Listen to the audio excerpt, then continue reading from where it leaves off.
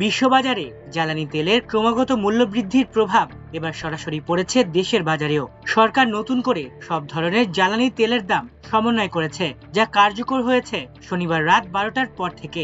এই সিদ্ধান্তের ফলে ভোক্তা পর্যায়ে ডিজেল, অকটেন, পেট্রোল ও কেরোসিন সব জ্বালানির দামই উল্লেখযোগ্যভাবে বেড়েছে, যা সাধারণ মানুষের দৈনন্দিন ব্যয়ে নতুন চাপ তৈরি করবে বলে মনে করা হচ্ছে। নতুন নির্ধারিত দামে প্রতি লিটার ডিজেল এখন 115 টাকা, যা আগে ছিল 100 টাকা।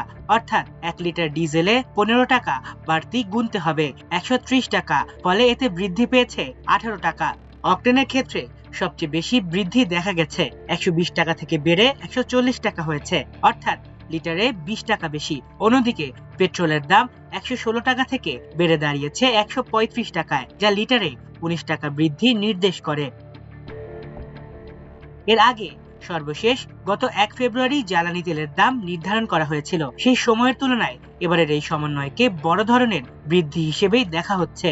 বিশেষজ্ঞদের মতে এই মূল্য বৃদ্ধির প্রভাব শুধু জ্বালানি খাতে সীমাবদ্ধ থাকবে না, বরং পরিবহন খরচ বেড়ে যাওয়ার কারণে পণ্যের দামও বাড়তে পারে। পাশাপাশি কৃষি উৎপাদনে ব্যবহৃত যন্ত্রপাতি ও সেচ ব্যবস্থার খরচ বেড়ে যাওয়ায় কৃষকদের ওপরও অতিরিক্ত চাপ তৈরি হবে।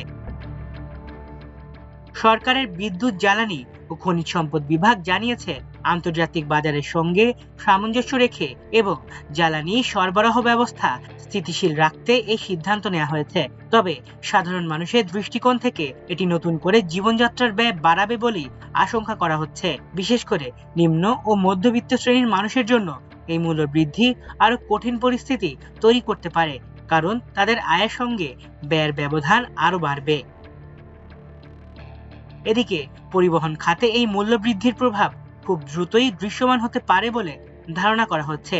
বাস, ট্রাক ও অন্যান্য যানবাহনের মালিকরা ভাড়া বাড়ানোর দাবি তুলতে পারেন, যা যাত্রীদের ওপর সরাসরি চাপ সৃষ্টি করবে। পণ্য পরিবহনের খরচ বেড়ে গেলে বাজারে নিত্য প্রয়োজনীয় জিনিসপত্রের দামও বাড়তে পারে, ফলে সামগ্রিকভাবে মূল্যস্ফীতি আরো ত্বরান্বিত হওয়ার আশঙ্কা রয়েছে।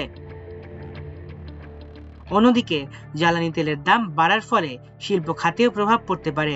অনেক কারখানা ও উৎপাদন প্রতিষ্ঠান এখনো আংশিকভাবে জ্বালানি নির্ভর হওয়ায় তাদের উৎপাদন খরচ বাড়বে, যা শেষ পর্যন্ত পণ্যের দামে প্রতিফলিত হতে পারে। এতে দেশের সামগ্রিক অর্থনৈতিক কার্যক্রমে চাপ তৈরি হতে পারে এবং সাধারণ মানুষের ক্রয় ক্ষমতাও কমে যাওয়ার ঝুঁকি তৈরি হচ্ছে। মাল্টিমিডিয়া ডেস্ক, আমার দেশ।